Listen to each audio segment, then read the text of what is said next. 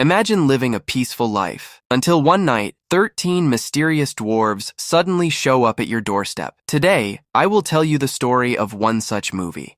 A long time ago, in a land called Middle-earth, there was a beautiful city called Dale. It sat right in front of a great kingdom called Erebor, the kingdom of the dwarves. This kingdom was built deep inside a mountain called the Lonely Mountain. The dwarves who lived there were incredibly skilled miners. They dug deep into the earth and pulled out mountains of gold, silver, and precious jewels. Their king was a powerful ruler named Thror, and under his rule, the kingdom was rich beyond imagination. One day, the dwarves discovered something extraordinary, a rare and glowing gem called the Arkenstone. King Thror held it up before his people and declared it the king's jewel. Everyone bowed before him. Even the great elven king Thranduil came to pay his respects. But all that power and worship slowly changed Thror. He became obsessed. He became greedy. The Arkenstone had poisoned his mind without him even realizing it. Then everything fell apart in a single day. Without any warning, a massive dragon named Smaug appeared in the sky. He was enormous, terrifying,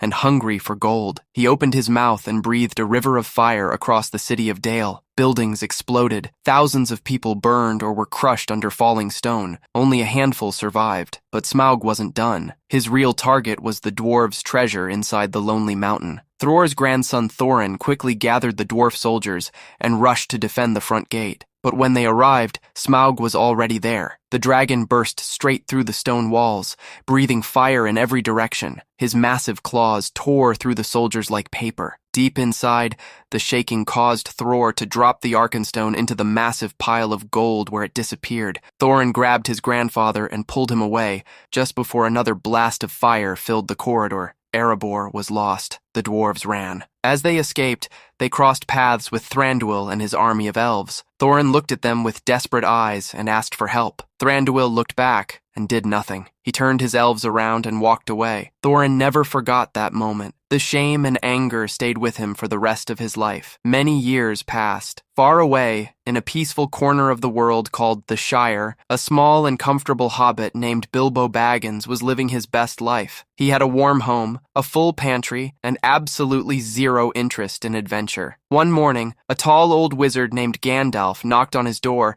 and said he was looking for someone to share an adventure with. Bilbo politely said no and went back inside. But before leaving, Gandalf carved a small rune symbol onto Bilbo's front door and walked away with a mysterious smile. That night, Bilbo was sitting down to enjoy his dinner when someone knocked at the door. It was a dwarf who walked right in and started eating. Before Bilbo could say a word, another dwarf arrived. Then 2 more. Then a pair of twins. By the time Gandalf showed up, there were 13 dwarves completely taking over Bilbo's home, eating everything in his pantry, singing loudly and throwing dishes around. Bilbo was horrified. But when they were done, the dwarves washed every dish and put everything neatly away. Then the last member of their group walked in, Thorin. He was tall for a dwarf, serious and commanding. He told the group that he had tried to gather other dwarf lords for this mission, but they had all refused. Gandalf pulled out an old map of the Lonely Mountain. The dwarves explained that Smaug had not been seen in 60 years. This was their chance to sneak back into the mountain through a hidden side door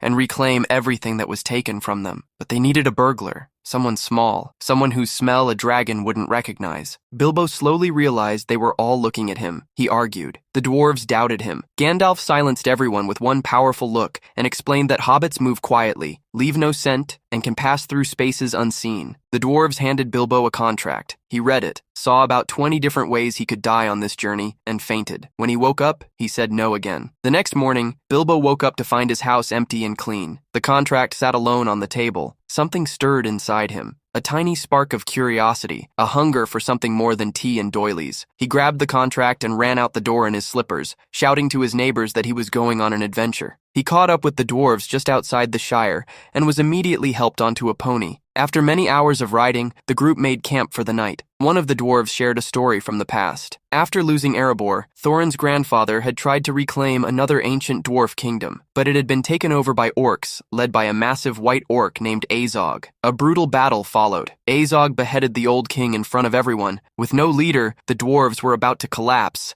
until young Thorin stepped forward. Azog knocked his weapon away, but Thorin grabbed an oak branch from the ground and used it as a shield, blocking every strike. He then grabbed a sword and cut off Azog's arm, rallying the dwarves to victory. Thorin believed Azog had died from his wounds that day, but the others weren't so sure. Not far away in the dark, a group of orc scouts was watching the camp. The next few days brought more dangers. One night, the group discovered that mountain trolls had stolen their ponies. 3 enormous, ugly, arguing trolls were roasting food around a fire. The dwarves sent Bilbo in to free the ponies. He sneaked through the shadows, tried to steal a troll's knife, and was immediately caught. The dwarves rushed in to fight, but the trolls grabbed Bilbo and threatened to tear him apart unless everyone surrendered. Tied up and helpless, the dwarves watched the trolls argue about how to cook them. Bilbo spotted Gandalf sneaking through the trees and started stalling, talking about parasites under dwarf skin, debating cooking methods, doing anything to buy time. The trolls argued so long that Gandalf managed to climb a boulder and smash it open. Morning light hit the 3 trolls directly. They turned to stone. The group then encountered another wizard named Radagast,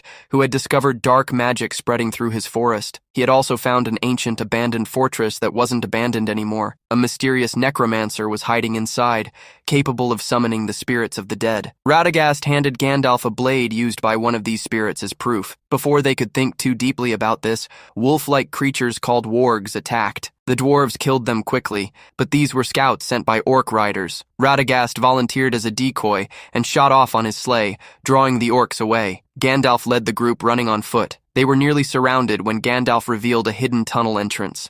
They scrambled down, and above them, elves appeared and cut down every single orc in seconds. The tunnel led them straight into Rivendell, the beautiful city of the elves. Thorin was furious. He thought Gandalf had planned this. But the elven Lord Elrond greeted them warmly and invited everyone to eat. Afterward, Gandalf convinced Thorin to show Elrond the map. Elrond held it up in the moonlight, and hidden words appeared, written in a secret ink that only moonlight on this specific night could reveal. The message said that on Durin's day, the last light would reveal a hidden keyhole in the mountain. Elrond warned them that entering the mountain was a terrible idea. The dwarves didn't care. Meanwhile, Azog was very much alive. He had survived losing his arm all those years ago. He sent word out to all his forces, bring him the heads of Thorin and his company. The group crossed the misty mountains in a fierce storm. Then stone giants appeared, beings as tall as mountains, throwing boulders at each other for sport. The dwarves clung to the rock for their lives as the giants battled around them. Everyone barely survived. That night, they found a cave to shelter in. Everyone fell asleep quickly except Bilbo. He quietly picked up his things to leave, but then his sword began to glow blue. The ground cracked open. They all fell through a trapdoor into the darkness below, crashing onto a wooden platform surrounded by hundreds of small, ugly, fast-moving creatures. Goblins. They were dragged through a maze of tunnels deep inside the mountain. In the chaos, nobody noticed Bilbo slip away from the group. He fell off the edge into a dark chasm below. He woke up alone. Then he heard something, a strange hunched creature moving through the dark with enormous pale eyes. This was Gollum. He had once been something like a hobbit, but centuries of living alone underground with a mysterious ring had twisted him into something unrecognizable. While Gollum was distracted with a goblin he had caught, something small and golden fell from his body and hit the ground. A ring. Bilbo picked it up without thinking and slipped it into his pocket. He eventually came face to face with Gollum. The creature stepped back when Bilbo raised his sword. Thinking fast, Bilbo proposed a riddle game. If Bilbo won, Gollum would show him the way out. If Gollum won, he got to eat Bilbo. They traded riddles in the dark, both answering correctly each time. Then Bilbo, desperate, asked what was in his own pocket. Gollum guessed wrong 3 times. Gollum reached for the ring, and it wasn't there. He realized Bilbo had it and screamed with rage. Bilbo ran. He found a narrow crack in the rock and squeezed through it. He stumbled, and the ring flew from his pocket and landed perfectly on his finger. Bilbo looked at his hands. He couldn't see them. He was invisible. Gollum ran past him without stopping, screaming into the dark. Bilbo quietly slipped away. Up in the goblin caverns, the goblins found Thorin's famous sword, the blade that had killed thousands of their kind in ancient battles. Furious, they decided to kill the dwarves immediately. But before they could act, the cave exploded with blinding white light. Gandalf had arrived. He told the dwarves to grab their weapons and fight. What followed was a wild, crashing battle through the goblin tunnels, bridges breaking, ropes being cut,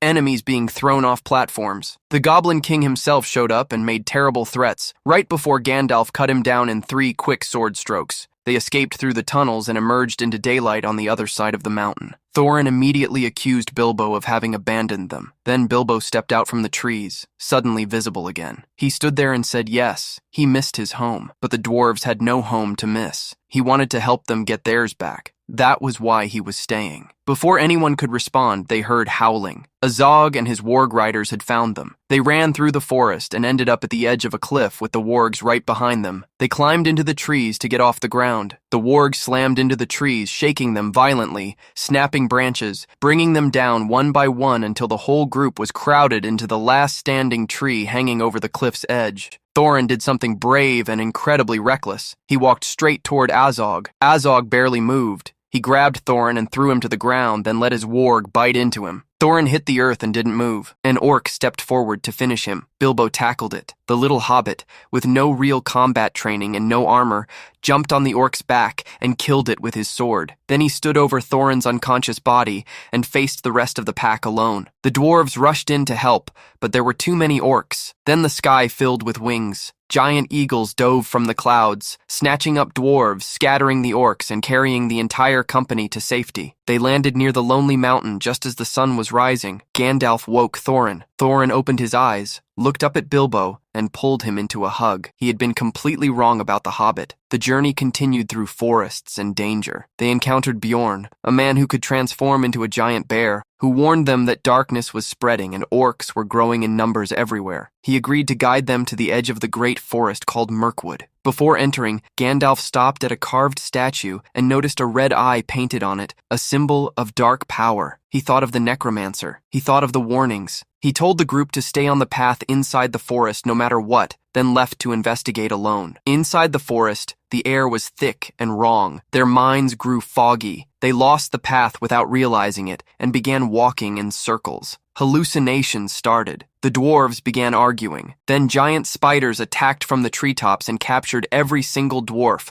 wrapping them in thick, white webs. Bilbo slipped on the ring and became invisible. He discovered he could now understand the spiders' language. They were debating which dwarf to eat first. He drew most of them away with a thrown rock, then attacked the remaining ones and cut the dwarves free. When the ring fell from his finger during the fight, Bilbo searched for it desperately, and when he found it, he realized with horror that it had made him kill a peaceful creature without even thinking. The ring was doing something to him. Before the spiders could regroup, elves dropped from the trees. The elven prince Legolas and a warrior named Tauriel cut through the spiders quickly, then surrounded the dwarves and took their weapons. Thorin was brought before the elven king Thranduil, who offered to help them if they returned jewels that the dwarves had once taken. Thorin exploded with old rage and reminded Thranduil of how he had abandoned them when Smaug attacked. Thranduil revealed burn scars on his face hidden by illusion magic, dragon fire from long ago. He sent Thorin to the cells. Bilbo had followed the elves invisible the whole time. He wandered the palace quietly until he overheard servants talking about empty wine barrels being thrown into the river below. He had an idea. That night he stole the cell keys and freed all the dwarves. He led them to the cellars and made them climb into the empty barrels. He opened a hatch in the floor, and the barrels dropped into the river below. The current swept them away fast. The river became a battlefield. Orcs ran along the banks firing arrows. Dwarves fought from inside their barrels. Legolas stood on the dwarves' heads in the water shooting arrows in every direction.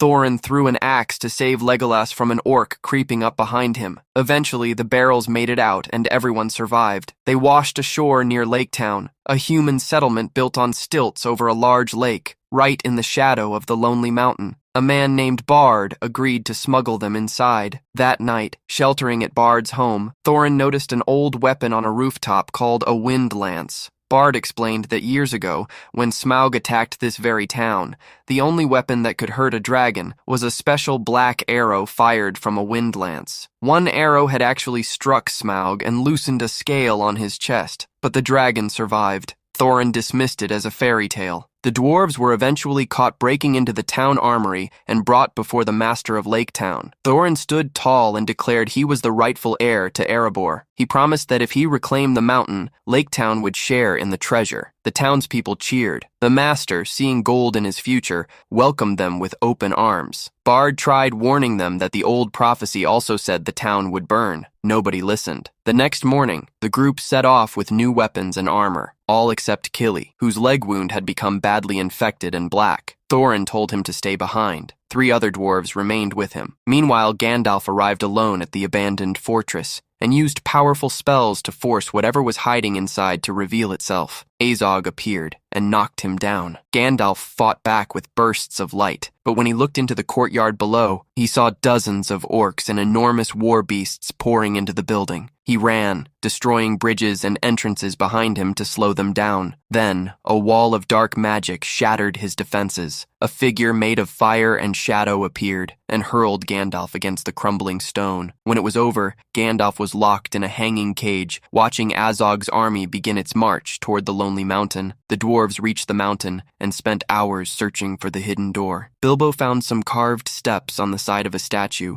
and followed them up. There was the door, but no keyhole. The sun was setting and the dwarves attacked the door with axes in desperation. Nothing worked. When the sun went below the horizon, they gave up and walked away. Bilbo stood still and thought, the last light of Durin's day, not the sun. He looked up, and moonlight slowly crossed the rock face, revealing a tiny glowing keyhole. He shouted for the dwarves to come back. He reached for the key and nearly dropped it into the dark below. Thorin's hand shot out and caught it. He pushed the key into the lock and turned it. The door opened. The dwarves stepped inside their ancient home for the first time in decades. Some quietly wept. Bilbo was sent to find the Arkenstone. He moved carefully through the stone halls until he reached the treasure chamber. Mountains of gold piled so high they touched the ceiling. He began searching. He picked up a golden cup, and coins cascaded from a pile. Something enormous stirred beneath the gold. Smaug opened one huge eye. Bilbo slipped on the ring and vanished. Smaug raised his head and sniffed. He couldn't see Bilbo, but he could sense something. Bilbo tried to sneak away. Smaug spoke in a low, rumbling voice and said he knew someone was there. Bilbo panicked and took off the ring, claiming he had only come to look at the great dragon. He began flattering Smaug to buy time, slowly moving toward the Arkenstone glinting nearby, but Smaug was not fooled. He could smell dwarves. When Thorin and the others burst in, Smaug breathed fire. The dwarves scattered and slid across the mountains of gold, barely staying ahead of the flames. What followed was a desperate battle through the ancient halls, running, setting traps, triggering forges, pouring molten gold. In the end, they managed to unleash an ocean of liquid gold that completely covered Smaug, but it wasn't enough. Smaug shook it off, looked at them with fury beyond words, and burst through the mountain wall. He flew straight toward Lake Town. Smaug appeared in the night sky and began burning everything below. People screamed and ran for the water. The master of Lake Town loaded all his gold onto a private boat and tried to escape while his town burned. Bard broke out of jail, grabbed his bow, and jumped across rooftops toward the bell tower. He fired arrow after arrow at Smaug. Normal arrows shattered harmlessly. His son remembered a single black arrow hidden in a boat earlier and ran back through the burning town to bring it. Bard's bow was broken. He improvised, wedging the broken bow between the tower beams and resting the black arrow on his son's shoulder. He stared at the dragon, found the gap where the old scale had been loosened, and fired. The black arrow hit the unprotected flesh. Smaug twisted, crashed into buildings, tried to rise, and fell into the lake. His body crushed the master's gold-filled escape boat on the way down. The dwarves watched the dragon fall from the mountain. Thorin straightened and prepared to reclaim his home, but morning revealed a different Thorin. He moved slowly through the gold, muttering to himself, barely eating or sleeping. His eyes were cold and distant. The greed sickness had taken hold. Bilbo kept a secret. He had found the Arkenstone before escaping from Smaug. He had it in his pocket. A dwarf told him quietly that the stone would not heal Thorin. It would make him worse. Azog heard of Smaug's death and changed his plans. His orc army began marching toward the mountain from one direction. His son Bolg led a second force from another. Legolas and Tauriel tracked the orc movements and realized what was happening. A massive coordinated attack was coming. Lady Galadriel arrived at the fortress where Gandalf was caged and freed him, fighting off dark spirits alongside Elrond and Saruman. The ancient enemy revealed himself in a blaze of red light, and Galadriel used a crystal phial of pure light to drive him back into the void. She collapsed from the effort. They all knew it was only temporary. The survivors from Laketown arrived at the ruins of Dale nearby. Bard sent word to Thorin asking for help and asking for a share of the treasure as promised. Thorin ordered the entrance blocked with rubble and refused to speak to anyone. When the elven king Thranduil arrived with supplies for the survivors and demanded the white jewels the dwarves owed him, Bard convinced him to give Thorin one chance to negotiate. Thorin responded with insults and sent Bard away. That night, Bilbo slipped away from the mountain alone and walked to Dale. He handed the Arkenstone to Bard and Thranduil and told them to use it as a bargaining chip. If Thorin wanted the stone back, he would have to negotiate properly. Gandalf told Bilbo to go home while he still could. Bilbo refused. The next morning, Thranduil and Bard arrived at the gate with their combined armies. When Bard revealed the Arkenstone, Thorin refused to believe it was real, until Bilbo stepped out from behind the army and admitted he had taken it. Thorin's face changed completely. He called Bilbo a traitor and ordered the dwarves to throw him off the wall. The dwarves refused. Thorin grabbed Bilbo himself. Gandalf talked him down. Bilbo ran. Then a horn echoed across the mountains. Thorin's cousin Dane arrived over the ridge with thousands of dwarf warriors. Thorin declared war. Before anyone could strike, the ground exploded.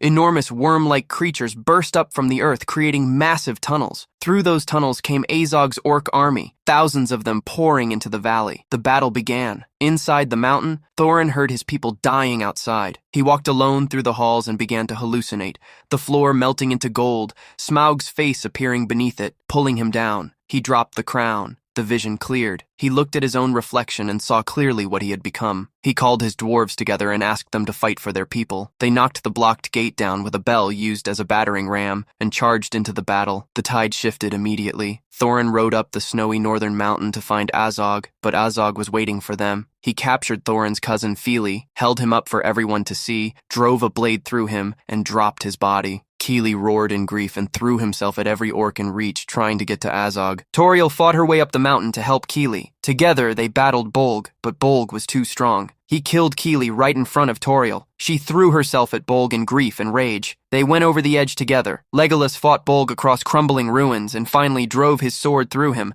jumping clear as the structure collapsed. On a frozen waterfall, Thorin and Azog fought alone. Azog swung a rock on a chain, cracking the ice with every missed strike. Thorin dodged and slipped and struck when he could. He landed a cut on Azog, but Azog went through the ice into the water below. Thorin waited. The eagles arrived in the sky. Radagast rode one. Beorn dove from above in his bear form and crashed into the orc army like a falling mountain. The battle below turned completely. Azog's hand stabbed up through the ice into Thorin's foot. Azog burst from the surface and drove a blade into Thorin's chest. Thorin let the blow connect and used the moment to drive his own sword straight through Azog. Azog collapsed on the ice and did not move again. Bilbo climbed the mountain and found Thorin standing at the edge of the frozen waterfall, looking down at the battlefield where the dwarves were winning. Thorin turned to look at Bilbo, and then fell. Bilbo caught him and pressed his hands against the wound. He told Thorin to hold on, but Thorin quietly said he was glad Bilbo had been on this journey. He said goodbye, and then he was gone. Bilbo sat on the ice and wept. At the funerals held in the valley,